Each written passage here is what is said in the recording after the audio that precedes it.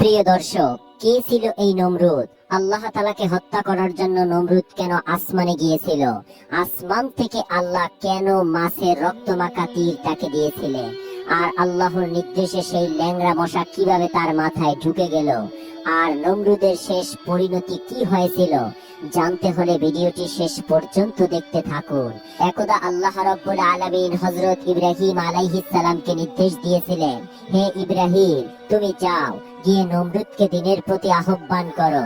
আল্লাহ রাব্বুল আলামিনের এই নির্দেশ পেয়ে হযরত ইব্রাহিম আলাইহিস সালাম নমরুদের সাথে সাক্ষাৎ করে বললেন, হে নমরুদ, তুমি এক নিরাকার সর্বশক্তিমান আল্লাহ তাআলার প্রতি ঈমান আনো এবং পাঠ করো, আল্লাহ ছাড়া কোনো মাহবুব নেই। ইব্রাহিম আল্লাহ তাআলার বন্ধু। নমরুদ জবাব দিল, হে ইব্রাহিম, তোমার আল্লাহর নিকট আমার কোনো প্রয়োজন নেই। আমি নিজেই তো একজন রব। আমি অল্প দিনের মধ্যেই তোমার রবের প্রাণ সংহার করে তার রাজ্য কেড়ে নেব। নাউজুবিল্লাহ। হযরত ইব্রাহিম আলাইহিস সালাম বললেন, ওহে কাফের নমরুদ, তুমি আমার রবকে কোথায় খুঁজে পাবে? নমরুদ বলল, সেই ব্যবস্থা আমি করে নিব, যথাসময়ে তা দেখতে পাবে। এরপরে নমরুদ চিন্তা করতে লাগলো আল্লাহ তাআলাকে কিভাবে হত্যা করা যায়। সেই সময় ইবলিস এসে নমরুদকে পরামর্শ দিল, তুমি বৃহৎ আকারের 4টি শকুন পালতে থাকো। ইবলিসের পরামর্শ অনুযায়ী নমরুদ বৃহৎ আকারের 4টি শকুন পালতে লাগলো এবং তাদেরকে যথেষ্ট পরিমাণে মূল্যবান খাদ্য খাইয়ে অনেক মোটা তাজা ও শক্তিশালী করে তুলল। এরপর একদিন 4 পায়া বিশিষ্ট একটি ছোট চৌকি নির্মাণ করে পায়ের নিচের দিকে শকুন 4টিকে সুবিধা মতো বেঁধে দিল, আর শকুনের চোখের সামনে উপরের দিকে নাগালের বাইরে বেঁধে দিল 4টি গোস্তের টুকরো। ইতিপূর্বে শকুন 4টিকে 2 দিন ধরে ক্ষুধার্ত রাখা হয়েছিল, তাই ক্ষুধার্ত শকুনগুলো খাবারের জন্য ছটফট করছিল। এই কারণে তারা তাদের উপরে বাঁধা গোস্তগুলো খাওয়ার লোভে উঠতে লাগলো। উদয়নের পূর্বে নমরুদ তার তীর ধনুক ও একজন সঙ্গী সহ চৌকির উপর আরোহণ করে বসলো। অভিনব কায়দায় নির্মিত নমরুদের সেই শকুন বাহিনী রকেট উপরের দিকে উঠতে লাগলো। শকুন 4টির টার্গেট ছিল গোস্তের টুকরোগুলো, আর নমরুদের টার্গেট ছিল আল্লাহ রাব্বুল আলামিনকে হত্যা করা। নাউজুবিল্লাহ।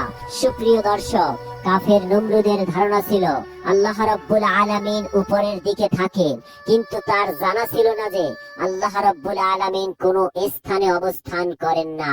কোন স্থানে অবস্থান করা আল্লাহ রাব্বুল আলামিনের বৈশিষ্ট্য নয়, বরং এটা সৃষ্টির বৈশিষ্ট্য। কারণ স্থানের স্রষ্টা হলেন আল্লাহ রাব্বুল আলামিন, আর স্রষ্টা কোনোদিন সৃষ্টির মুখোমুখি হতে পারে না। নমরুদের বাহন যখন ক্রমাগত উপরের দিকে উঠতে লাগলো এবং যথেষ্ট সময় পার হওয়ার পরে নিচের দিকে পাহাড়, পর্বত, গাছপালা, পৃথিবীর অন্যান্য দৃশ্য তার দৃষ্টির অন্তরালে চলে গেল, তখন সে ভাবলো এবার তার কার্য সিদ্ধি হতে পারে। তাই নমরুদ আল্লাহ রাব্বুল আলামিনকে হত্যা করার জন্য তীর লাগালো। ঘটনাক্রমে নমরুদের সঙ্গে লোকটির মনে ভাবান্তর দেখা দিল। তখন সে নমরুদকে লক্ষ্য করে বলল, জাহাপানা, আপনি কাকে লক্ষ্য করে তীর নিক্ষেপে হত্যা করতে উদ্বিগ হচ্ছেন? নমরুদ বলল, আমি এখন ইব্রাহিমের কথিত খোদাকে তীর নিক্ষেপ করে হত্যা করব এবং তাকে হত্যা করে তার রাজ্য দখল করে নিব। একথা শুনে লোকটি বলল, কি দুরাশা আপনার জাহাপানা, আল্লাহকে তীর নিক্ষেপ করে কেউ কি হত্যা করতে পারে? তিনি যেই অসীম, তিনি নিরাকার, সর্বশক্তিমান ও সকলের ধরাছোঁয়ার ঊর্ধ্বে। তিনি যাবতীয় জাগতিক ও মানবিক সকল বস্তুর ঊর্ধ্বে। তিনি বিরাজিত বিশ্ব ব্রহ্মাণ্ড ব্যাপী তার আসনে। পাপিষ্ঠ নির্বোধ নমরুদ সঙ্গী লোকটির কথা শুনে খুবই আঘানিত হন এবং মনে মনে ভাবল, এই লোকটি কি তাহলে গোপনে ইব্রাহিমের ধর্ম গ্রহণ করেছে এবং সে আল্লাহ তাআলার উপর বিশ্বাস স্থাপন করেছে? তাই নমরুদ তাকে এক ধাক্কা মেরে চৌকির নিচে ফেলে দিল। আল্লাহ রাব্বুল আলামিন তখন জিবরাইল আলাইহিস সালামকে নির্দেশ দিলেন, হে জিবরাইল, এই লোকটির যেন কোনো ক্ষতি না হয়, তাকে তুমি রক্ষা করো। আল্লাহ রাব্বুল আলামিনের নির্দেশ মোতাবেক হযরত জিবরাইল আলাইহিস সালাম সেই লোকটিকে রক্ষা করলেন। নমরুদ যেই তীরগুলো নিক্ষেপ করে আল্লাহ রাব্বুল আলামিনকে হত্যা করতে চাচ্ছিলেন, সেই তীরগুলোর সঙ্গে সে খুবই শুকনো মজবুত সুতা বেঁধে দিয়েছিলেন, যাতে করে তার তীরগুলো শূন্যে হারিয়ে না যায় এবং তার নিকট পুনরায় ফিরে আসে। অতঃপর সে সেখান থেকে উপরের দিকে তীরগুলো নিক্ষেপ করলো। মহান আল্লাহ রাব্বুল আলামিন এই সময় জিবরাইল আলাইহিস সালামকে ডেকে বললেন, হে জিবরাইল, আমি আমার পরম শত্রুকে নিরাশ করব না, আকাঙ্ক্ষা অনুযায়ী তাদের চাহিদাও পূরণ করব। তুমি নমরুদের মনের আশা পূরণের লক্ষ্যে একটি নিদর্শন সৃষ্টি করো। ওর নিক্ষিপ্ত তীরের কয়েকটিতে রক্ত মেখে দাও, যাতে সে মনে করে সে আমাকে হত্যা করেছে। জিবরাইল আলাইহিস সালাম আল্লাহ রাব্বুল আলামিনের নির্দেশ অনুযায়ী অনেকগুলো তীরের ফলকে রক্ত মাখিয়ে নমরুদের আসনের কাছে ফেলে দিল। শকুন চালিত রথের উপর রক্ত মাখা তীরগুলো পতিত হওয়া অবস্থা দেখে নমরুদ আশ্বস্ত হলো যে অবশ্যই ইব্রাহিমের কথিত খোদা নিহত হয়েছে। নাউজুবিল্লাহ। এই চিন্তা করে তার মনে আনন্দের জোয়ার বইতে লাগলো। যেহেতু সে মনে করলো যে ইব্রাহিমের কথিত খোদা নিহত হয়েছে, তাই আর উপরে না উঠে এবার নিচে নামার পালা। কিন্তু সে কি করে নিচে নামবে? এমন সময় ইবলিস এসে তাকে পরামর্শ দিল, বাদশা নমরুদ, উপরে রক্ষিত গোস্তের টুকরাগুলো এবার খাটের পায়ের নিচে শকুনদের নাগালের বাহিরে ঝুলিয়ে দাও, আর তাতেই তারা নিচে নামতে শুরু করবে। যেই কথা সেই কাজ। গোস্তের টুকরোগুলো ঘুরিয়ে নিচের দিকে বেঁধে দেওয়া হলো। শকুনগুলো মাংসের লোভে নিচের দিকে নামতে লাগলো।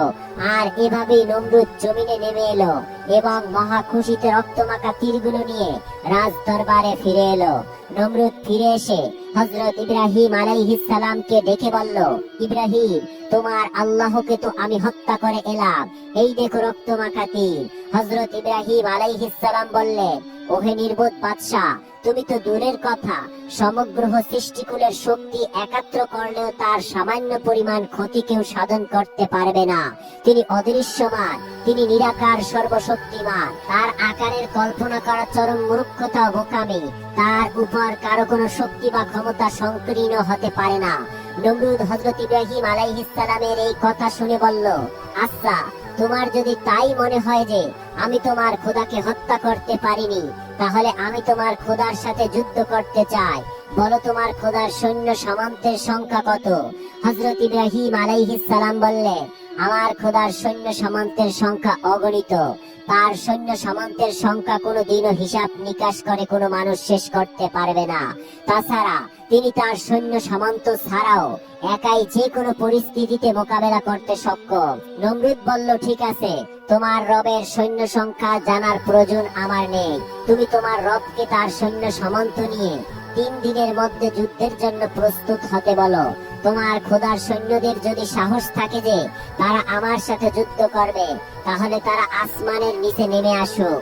তোমার রবের সৈন্য সামন্ত নমরুদের নাম শুনেছে, কিন্তু নমরুদকে তারা এখনো চিনতে পারেনি। তারা জানে না নমরুদের প্রতাপ কত বেশি, তার সৈন্য সংখ্যা কত বিশাল এবং তার রণকৌশল কত সুবিন্যস্ত।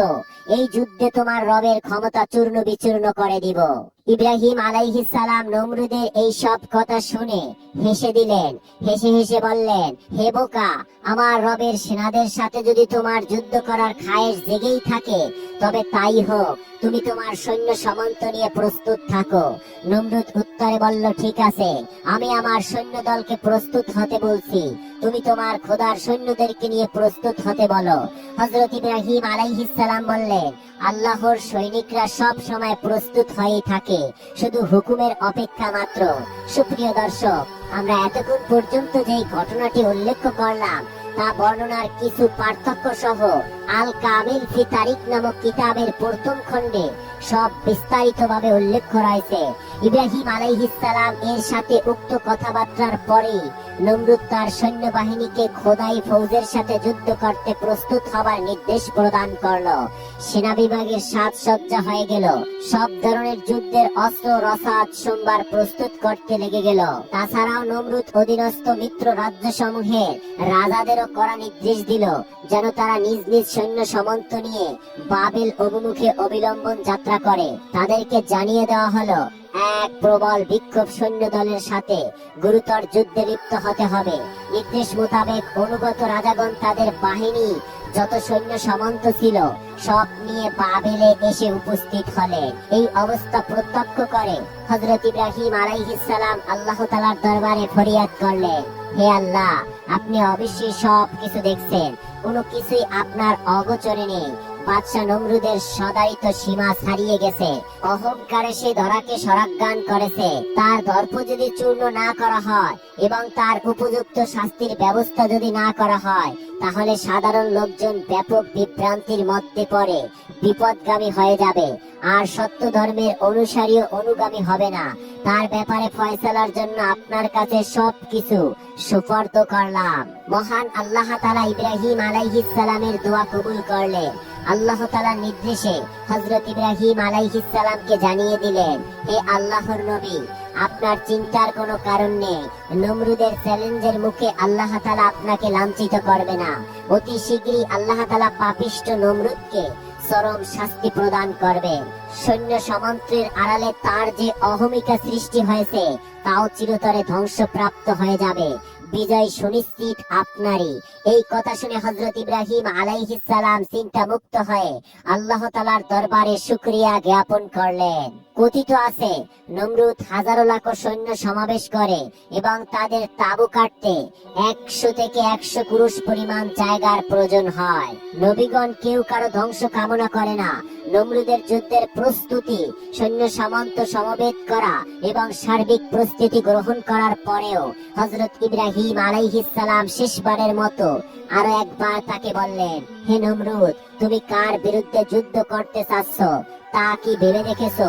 তুমি এবং আমি সকলেই যার মুখাপেক্ষী, যিনি আমাদের রিজিক দাতা, যিনি সর্বভৌম ক্ষমতার মালিক, যার ক্ষমতা এত অসীম ও প্রবল, যে ইচ্ছা করলে তিনি যে কোনো মুহূর্তে প্রস্তুতি গ্রহণ ছাড়াই চোখের পলকে সারা জাহান ধ্বংস করে দিতে পারে। তার বিরুদ্ধে এত জাঁকজমকের সাথে যুদ্ধে লিপ্ত হওয়া তোমার ধ্বংস অনিবার্য। এটি মহান নির্বুদ্ধিতার কাজ। তোমাকে শেষবারের মতো আল্লাহ রাব্বুল আলামিনের উপর বিশ্বাস স্থাপন করার জন্য আহ্বান জানাচ্ছি। বাদশা নমরুদ ইব্রাহিম আলাইহিস সালামের কথা শুনে বলল, ইব্রাহিম, আমার এই সামান্য প্রস্তুতি দেখি ঘাবড়িয়ে গিয়ে এসব কথা বলেছো তুমি? আমি তোমাকে পূর্বেই বলেছি, বহুবার বলেছি, এখনো বলছি, তুমি আর কখনো আমাকে তোমার সেই কল্পিত রবের মিথ্যা শক্তির ভীতি প্রদর্শন করবে না। আমি নমরুদ, আমি ভয় পাওয়ার পাত্র নয়। সে কি তোমার জানা নেই? তোমার রবের সৈন্য সামন্তের সংখ্যা নাকি শেষ হয়ে গেল? তুমি এসব কথা বলেছো। আমি কি তোমার এসব কথা শুনে যুদ্ধ থেকে বিরত থাকবো? তা কখনো নয়। আমি অবশ্যই যুদ্ধ করব। আমি তোমার রবের ক্ষমতা দেখে নিব। অতএব যাও, তুমি তোমার রবের সৈন্য সামন্ত নিয়ে প্রস্তুত হয়ে আমার সাথে যুদ্ধ করার জন্য আসতে বলো। নমরুদের কথাবার্তা শুনে হযরত ইব্রাহিম আলাইহিস সালাম মনে খুবই ব্যথা পেলেন, কারণ তিনি বুঝতে পারছিলেন নমরুদ শুধু নিজেই ধ্বংসপ্রাপ্ত হবে না, আল্লাহ তাআলার গজবে পতিত হয়ে লক্ষ লক্ষ সৈন্য সামন্ত সবাই ধ্বংসপ্রাপ্ত হয়ে যাবে। কোন নবী চান না আল্লাহর শ্রেষ্ঠ বান্দা আশরাফুল মাখলুকাত মানুষ ধ্বংস হয়ে চিরকালের জন্য জাহান্নামে পতিত হোক, কিন্তু উপায় নেই। তাই তিনি ব্যথিত চিত্তে আল্লাহ তাআলার দরবারে ফরিয়াদ করলেন, মাবুদ, আমি নমরুদকে সঠিক পথে আনার জন্য চেষ্টা কোনো ত্রুটি করিনি, কিন্তু আমি যতই চেষ্টা করি না কেন সে তোমাকে দুর্বল মনে করে, নিজেকে সার্বিক শক্তির অধিকারী মনে করে। সুতরাং এখন আর শাস্তির বিধান না করে বিকল্প আর কোনো রাস্তা নেই। সঙ্গে সঙ্গে আল্লাহ তাআলার তরফ থেকে ওহীর মাধ্যমে জিজ্ঞাসা করা হলো, হে আমার খলিলুল্লাহ, তুমি বলো নমরুদের বিরুদ্ধে আমি কোন ধরনের সৈন্য পাঠিয়ে দিব? হযরত ইব্রাহিম আলাইহিস সালাম আরজ করলেন, হে আমার মাবুদ, নমরুদ যতই বড়াই করুক না কেন তোমার একটি গজবে তার সবকিছু ধ্বংস হতে পারে। সুতরাং আমি কামনা করছি যে তাকে একটি ক্ষুদ্র শক্তি দিয়ে চরম শিক্ষা দাও। পার্থিব শক্তি যতই প্রবল হোক না কেন মহান মালিকের সামান্য ক্ষুদ্রাতি ক্ষুদ্র শক্তির নিকট অসীম শক্তিগুলো অসহায়। সেই কারণে আমার ইচ্ছে আপনি নমরুদ ও তার সৈন্য সামন্তদেরকে ক্ষুদ্র ক্ষুদ্র মশা দ্বারা ধ্বংস করে দিন। আল্লাহ রাব্বুল আলামিন হযরত ইব্রাহিম আলাইহিস সালামের ফরিয়াদের অনুসারে এই পদ্ধতিতেই নমরুদের অনিবার্য ধ্বংস কার্য করলেন। ঠিক তার 3 দিন পরে নমরুদ তার বিশাল সৈন্য সামন্ত নিয়ে আল্লাহ রাব্বুল আলামিনের সাথে যুদ্ধ করার জন্য মাঠে প্রস্তুত হয়ে গেল। তারা অনেকক্ষণ যাবৎ আল্লাহ তাআলার সৈন্যদের জন্য অপেক্ষা করতে লাগলো, কিন্তু যখন তারা দেখলো মহান রবের সৈন্যরা কিছুতেই আসছে না। তখন নমরুদ ইব্রাহিমকে জিজ্ঞাসা করলো, ইব্রাহিম, আমার সৈন্যবাহিনী তো আগে প্রস্তুত হয়ে আছে, তোমার খোদার সৈনিক বাহিনী কোথায়? ইব্রাহিম আলাইহিস সালাম বললেন, একটু অপেক্ষা করো, আমার রবের সৈনিকরা কিছুক্ষণের মাঝে উপস্থিত হয়ে যাবে। তাফসীর ইবনে কাসিরে উল্লেখিত রয়েছে, নমরুদ এক বিরাট সেনাবাহিনী নিয়ে সূর্যোদয়ের সময় যুদ্ধক্ষেত্রে উপস্থিত হয়। এই সময় আল্লাহ রাব্বুল আলামিন মশাদেরকে আদেশ দেন, হে মশাদল, আজ তোমাদের জন্য আমি উত্তম খাবারের ব্যবস্থা করেছি। তোমরা আজ নমরুদের সৈনিকদের গোশত ভক্ষণ করে তোমাদের উদর ভর্তি করে নাও। আল্লাহ রাব্বুল আলামিনের নির্দেশ পেয়ে পূর্ব দিগন্ত থেকে মশাগুলি ঝাঁকে ঝাঁকে ছুটে আসতে লাগলো। এই দৃশ্য দেখে হযরত ইব্রাহিম আলাইহিস সালাম আকাশের দিকে তাকিয়ে বললেন, ওই যে দেখো, আমার রবের সৈন্য সামন্ত আসছে। তখন নমরুদ ও তার সৈন্য সামন্তরা আকাশের দিকে তাকিয়ে দেখতে পেল এক বিরাট ঘন কৃষ্ণবর্ণ মেঘ সারা আকাশ ছেয়ে ফেলেছে। তারা মনে করলো এখনই হয়তো মুষলধারে বৃষ্টিপাত আরম্ভ হবে, কিন্তু কিছুক্ষণের মধ্যেই তাদের সেই ধারণা ভুল প্রমাণিত হলো। মশারা যতই নমরুদের সৈন্যবাহিনীর নিকটবর্তী হতে লাগলো, মশাদের গুনগুন আওয়াজ তাদের কর্ণগোচর হতে লাগলো। এই আওয়াজ শুনে নমরুদ তার সৈন্যবাহিনীকে নির্দেশ দিল, তোমরা যুদ্ধের ঢাক ঢোল বাজাতে থাকো এবং সকলে অস্ত্র শস্ত্র নিয়ে যুদ্ধের জন্য তৈরি হয়ে যাও। ইব্রাহিমের খোদার সৈনিকরা সম্ভবত নিকটবর্তী হয়েছে, তাই আমরা এই আওয়াজ পাচ্ছি। তারা রণক্ষেত্রে উপস্থিত হওয়া মাত্রই কোনো নির্দেশের অপেক্ষা না করে তাদের উপর এমন ভাবে ঝাঁপিয়ে পড়বে যেন একটি সৈন্য জীবিত অবস্থায় ফিরে যেতে না পারে। রণপ্রস্তুত সম্পন্ন হলো। খোদার সৈন্যবাহিনী মশাকুল উর্দু আকাশে থাকতে এমন এক গুনগুন আওয়াজ শুরু হলো, যেই লক্ষ কোটি মশার সম্মিলিত গুনগুন আওয়াজে হৃদয় কাঁপানো ভীতিকর এক পরিবেশ সৃষ্টি হলো। আওয়াজে নমরুদের সেনাবাহিনীর যুদ্ধের বাজনা তলিয়ে গেল। এখন কেবলমাত্র এক পক্ষের আওয়াজে কর্ণগোচর হতে লাগলো, তা হলো মশার গুনগুন বিকট আওয়াজ। প্রত্যেকটি মশা প্রত্যেকটি সৈনিকের উপর পড়তে লাগলো। তাদের মাথা, দেহ, নাক, কান, চোখ, মুখমণ্ডল, হাত পা সর্বস্থানে ফুল ফোটাতে আরম্ভ করলো। এক একজন সৈনিকের দেহে কত শত শত মশা কামড়াতে লাগলো, তার কোনো হিসাব নেই। মশারা সব স্থানে এমন ভাবে ধ্বংস সৃষ্টিতে লিপ্ত হলো যে সৈন্যরা হাতের অশ্রু ফেলে দিয়ে মশা তাড়াতে, দেহ চুলকাতে ব্যস্ত হয়ে পড়লো। যুদ্ধ আর করবে কি? এই মশাগুলি শুধুমাত্র শরীরের উপর কামড়াচ্ছিল তা নয়, বরং নাকের ছিদ্র দিয়ে মস্তিষ্কে প্রবেশ করতে লাগলো। এরা কোনো জাগতিক মশা নয়, এরা হচ্ছে খোদাই সৈনিক। এরা তো সাধারণ মশার নিয়মের ধার ধারে না। সাধারণ মশা রক্ত চুষে খায়, কিন্তু এই মশাগুলি রক্ত, গোস্ত, এমনকি মগজ পর্যন্ত খেতে লাগলো। বিষের যন্ত্রণায় নমরুদের সৈনিকরা ছটফট করতে লাগলো। তারা ইয়া নাফসি বলে চিৎকার করছিল। তাদের আর্তচিৎকার স্তব্ধ হয়ে আসলো। সকল সৈনিক এমন ভাবে প্রাণ হারালো যে তাদের দেহে কঙ্কল ছাড়া রক্তগ্রস্ত কিছুই অবশিষ্ট ছিল না। সমগ্র রণক্ষেত্রে পড়ে রইল নমরুদের সৈনিকদের কঙ্কল। যুদ্ধের ময়দানে ভীষণ বিভীষিকাময় অবস্থা। দর্শনে নমরুদ অত্যন্ত ভীত পরাস্ত হয়ে গেল। নিজের জীবন বাঁচানোর জন্য দিক বিদিক জ্ঞান শূন্য অবস্থায় দৌড়াতে দৌড়াতে রাজমহলে এসে পৌঁছালো। মহলে পৌঁছে তার বেগমের কাছে যুদ্ধের বর্ণনা দিতে গিয়ে বলল, হে বেগম, কোথায় থেকে যেন অসংখ্য মশার চাক উড়ে এসে আমার সকল সৈনিকদের রক্তগ্রস্ত মগজ খেয়ে ফেলেছে। যুদ্ধের ময়দানে সৈনিকদের কঙ্কল ছাড়া আর কিছুই অবশিষ্ট নেই। কারো শরীরে এক টুকরো গোস্ত পর্যন্ত বাকি নেই। সেই মশাগুলোর ব্যক্তিত্ব অবস্থা দেখে আমি যুদ্ধের ময়দান থেকে পালিয়ে কোনো মতে প্রাণ নিয়ে তোমার কাছে আসলাম। কোথায় এতক্ষণে আমার অবস্থা তাদের মতোই হতো। কথাগুলো বলার সময় নমরুদ থরথর করে কাঁপছিল আর পিপাসায় তার কণ্ঠ শুকিয়ে গিয়েছিল। মনে হচ্ছিল দম বন্ধ হয়ে আসছে। এমন সময় সেই মুহূর্তে একটি অপেক্ষাকৃত বৃহৎ আকৃতির মশা উড়ে এসে নমরুদের নাকের ছিদ্র দিয়ে মগজে প্রবেশ করলো, আর মগজে প্রবেশ করে অবিরাম দংশন করতে লাগলো। অসহ্য যন্ত্রণায় পাপিষ্ঠ নমরুদ চিৎকার করতে লাগলো। অবস্থা এমন পর্যায়ে উপনীত হলো যে ভীষণ যন্ত্রণায় এক স্থান স্থির থাকতে না পেরে ছোটাছুটি ও লাফালাফি দৌড়াদৌড়ি করতে লাগলো, কিন্তু কিছুতেই কাজ হচ্ছিল না। মগজের ভিতরে বসে সেই মশাটি অনবরত দংশন করেই যাচ্ছিল। নমরুদ যন্ত্রণায় অস্থির হয়ে পাগলের মতো ছটফট করছিল। এই অবস্থা থেকে মুক্তি পাওয়ার উপায় খুঁজে না পেয়ে নিজেই নিজের পায়ে জুতা খুলে নিজেই নিজের মাথায় আঘাত করতে শুরু করলো। এতে কিছুটা কাজ হলে জুতা পেটা করলেই মশার দংশন থেকে বিরত থাকতো। এতে নমরুদ কিছুটা স্বস্তি বোধ করত। কিন্তু যখনই মাথায় জুতার আঘাত বন্ধ করলো তখনই আবার মশাটি দংশন করতে শুরু করলো। তখন বেচারা নমরুদ মাথায় নিজের জুতা দিয়ে পেটাতে শুরু করে, সঙ্গে সঙ্গে মশাটিও দংশন করা থেকে বিরত থাকে। তাই নমরুদ সার্বক্ষণিক ভাবে মাথায় জুতা পেটা খাওয়ার জন্য একজন কর্মচারী নিয়োগ করলো। তার একমাত্র কাজ হলো বাদশা নমরুদকে মাথায় সার্বক্ষণ জুতা পেটা করা। জুতা ব্যতীত অন্য কিছু দ্বারা মাথায় আঘাত করলে দংশন বন্ধ হতো না। জালিম কাফির পাপিষ্ঠ নমরুদের জন্য উপযুক্ত শাস্তি এটাই। মাথায় জুতা পেটা করার জন্য নিজ অর্থের লোক নিয়োগ করে সার্বক্ষণিক মাথায় জুতার আঘাত খাওয়া কি যে বিস্ময়কর শাস্তি তা সহজেই বোঝা যায়। অবিশ্বাসী কাফিরদের জন্য এটা একটি জ্বলন্ত উদাহরণ। কতদিন পর্যন্ত নমরুদ এই শাস্তি ভোগ করেছে সে ব্যাপারে তাফসীরে বিশারদের বিভিন্ন মত পাওয়া যায়। তাফসীর ইবনে কাসিরে বর্ণিত রয়েছে এভাবে সে 400 বছর যন্ত্রদায়ক জুতা পেটার শাস্তি ভোগ করেছিল। অন্যান্য তাফসীরে বর্ণনা রয়েছে যে নমরুদ এভাবে 40 দিন পর্যন্ত শাস্তি ভোগ করেছিলেন। এভাবে দীর্ঘদিন পর্যন্ত নমরুদ সেই মশার দংশনের শাস্তি ভোগ করেছিল। ওইদিকে নমরুদের নিয়োজিত কর্মচারীটি তার মাথায় আঘাত করতে করতে অতিষ্ঠ হয়ে উঠছিল।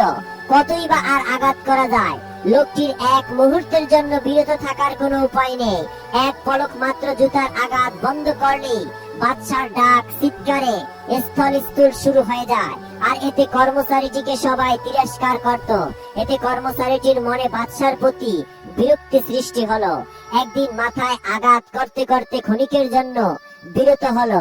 বাদশা ও তার আত্মীয় স্বজন তাকে ভীষণভাবে গালিগালাজ ও তিরস্কার করতে লাগলো।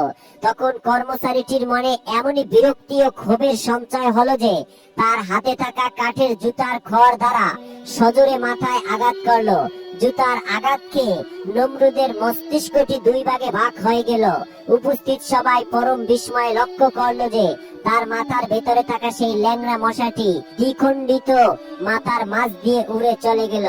কারণ এই মশাটি দুনিয়ার কোনো সাধারণ মশা নয়, এটি ছিল আল্লাহ তাআলার পক্ষ থেকে পাপিষ্ঠ নমরুদের প্রতি যন্ত্রণাদায়ক আযাব। মহান রব শত্রুদের এমন দৃষ্টান্তমূলক শাস্তি দেই আল্লাহ তাআলা বিশ্ববাসীকে বার্তা দিয়েছেন, তোমরা কখনো মহান